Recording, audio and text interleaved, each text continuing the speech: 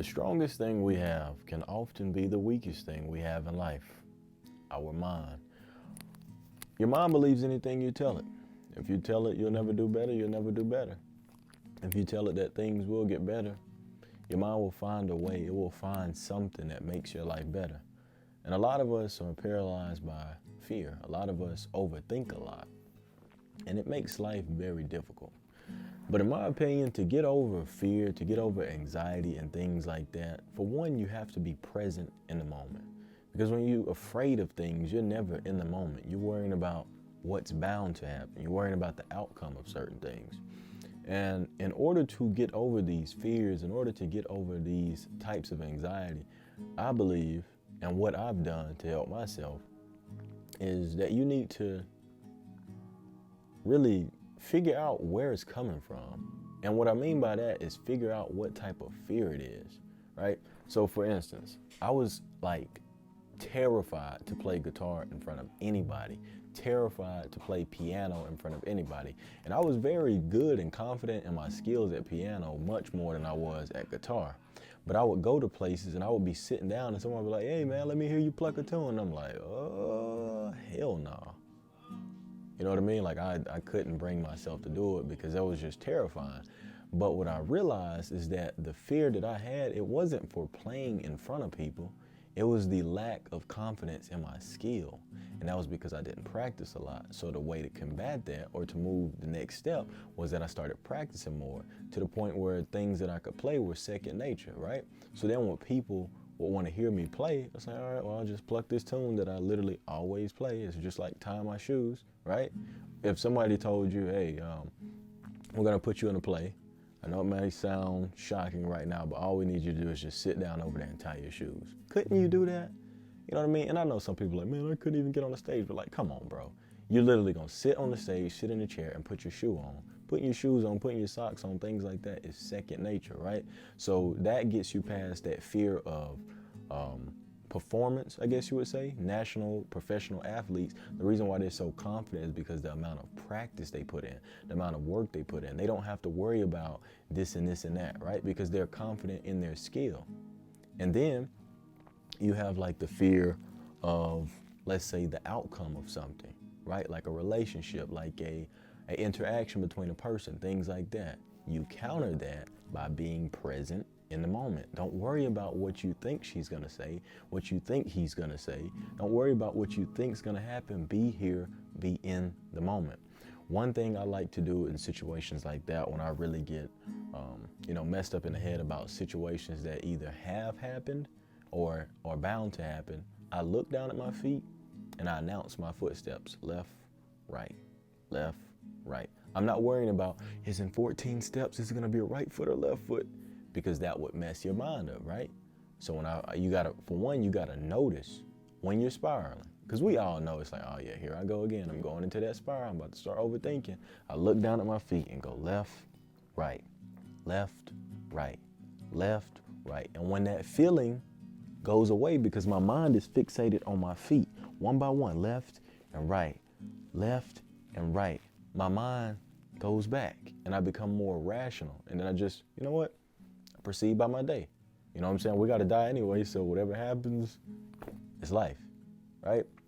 But really what I'm trying to get y'all to understand is that fear, anxiety, all these things. Now, there's rare cases. I'm not going to say rare cases, but there's cases where things get passed down to you genetically that you may need supplements for. Like nature has all the medicine we need, but unfortunately humans have cut things down and burned things so that they can, profit off pharmaceuticals and things. Like, we're not gonna get into all that, but maybe you might need a little assistance with something, because we do have imbalances in our brain, whether that be from vitamins, whether that be from chemicals in your brain that make you feel a certain way, right? But what you need to understand is that fear is a tool. If you're not scared, then you don't care, right? You should be scared. You should have some anxiousness about you when you're performing or when you're doing something, because that should make you want to do better, right? So essentially what I'm saying is fear is fire. One of the most terrifying people to ever walk the face of the planet, Mike Tyson, was scared before every fight. I mean terrified, like crying in the locker room. But he would use that fear as fire, right? You start punching holes in the room, and you know what I'm saying, before coming out. Then when he come out, it's like he just went into animal mode. Once he got into the ring, he knew what he had to do. And he was more scared of himself once he was in the ring, because he know what he could do. But it was because of the practice, the hard work, and the discipline that he put in, that he knew that most people were not going to match up to what he was capable of doing, and he would annihilate them. But he was petrified all throughout training camp, all those things, because you never know what's gonna happen. But why even worry about it? If you're afraid of what's gonna happen, do all the work necessary to prevent it from happening. And then if you do those things, that outcome may never happen. Now, if you find yourself in a situation where your overthinking was actually right, like, oh my God, she might be cheating on me, and then she actually cheats on you, it's intuition, man. You see how we can twist this thing? We don't always have to be the victim to our things, because these things could be superpowers. And at the same time, you thinking those things, right? You may be overthinking, and then you claim that you're not falling into your own trap of overthinking, but you could be doing so, right? So it's basically like, if you're overthinking, you're like, but I'm not overthinking, but you really are overthinking. You're tricking yourself that you putting this overthinking away, and you making like you going through this journey of not overthinking, but the whole time you still overthinking, so you're gonna attract those things, right? Like, let's say, imagine you with a person, y'all in a relationship, and you overthinking about this person cheating on you, right? You just thinking about it, thinking about it, thinking about it. And you come to him sometimes like, yo, I think you're cheating, blah, blah, blah, blah. You're a little distant, this and this and that. The more you think about something, the easier it is for your mind to grasp things that look like what you're looking for. So if you think your partner is cheating on you, and then all of a sudden, you see, let's say, their ex takes their phone, right? You just see the notification. What you think your mind gonna do? Now, personally, is that something to look into? Of course. You know what I'm saying? Whether you want to ask that question, I don't recommend snooping. Feelings get hurt. But you know what I'm saying? Things cling to your mind. Things cling to your thoughts. So be very careful about what you tell yourself, and be very careful about the things you allow, your mind to manifest in a way. But you are not your thoughts. That's one thing I want to make very clear. You are not your thoughts. You are not your feelings. Those things are separate. But, in life, it gets hard to recognize the difference sometimes. So you have to be very careful about what you allow into your mind. And like I said, basically the battle we're fighting here is fear, except for the genetic side of it. But you just need to find out what type of fear it is, and find out what it is you need to do to combat it. Like I said, if you're incompetent at a certain skill or a certain activity, you should practice that activity more. So when doing it, you don't have to think. Like those guitar players, those musicians, when they get up there, they talking, they singing, they just strumming away, playing the keys. Like, it's effortless. It's like, bro, how are they doing all that? It's because their bodies and their minds are so trained to do things that they don't even have to think about it. So they can do all this other stuff. Right? They have become confident because of their consistency in doing something. If you begin to approach people a lot, approaching people is not going to be hard to you. You know what I'm saying? Remember the first time you started driving, how difficult it was, how nerve-wracking it was? Now it's to the point you over here driving, you playing music, you talking, you eating Chick-fil-A, drinking lemonade, reaching in the back seat to grab peppermints. Like, y'all don't remember that two-hand driving, your arms, your shoulders hurting? Because, y'all know what I'm talking about, man. Y'all know what I'm talking about. So just recognize what type of fear it is that you're facing that's causing you to spiral into this state of overthinking, into this state of anxiousness. And really just look at the simple way of solving it. I'm afraid of doing this because I'm not good at it, and I don't want to mess up. So I should practice doing it.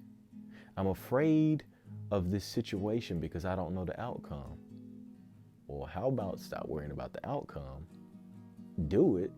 Whatever happens, It teaches you how to be better at said situation, and then you continue to do said situation, because the more you do something, the less sensitive you will be to it, until you get to the point where it doesn't even affect you. And I'm gonna drop this one last gem, and I'll make a video about this, about approaching people. But one of the reasons why people are so afraid of approaching other people is because you are worried about some type of outcome. And most men with corrupted minds, I told you, we are heavily sexual, hypersexual. Most people approach girls, right? And I'm gonna just keep it real. A lot of dudes approach girls with the image of a girl being an object, the image of them sleeping with the girl, right? So in their mind, they're like, oh my God, she doesn't want to sleep with me. She doesn't want to sleep with me.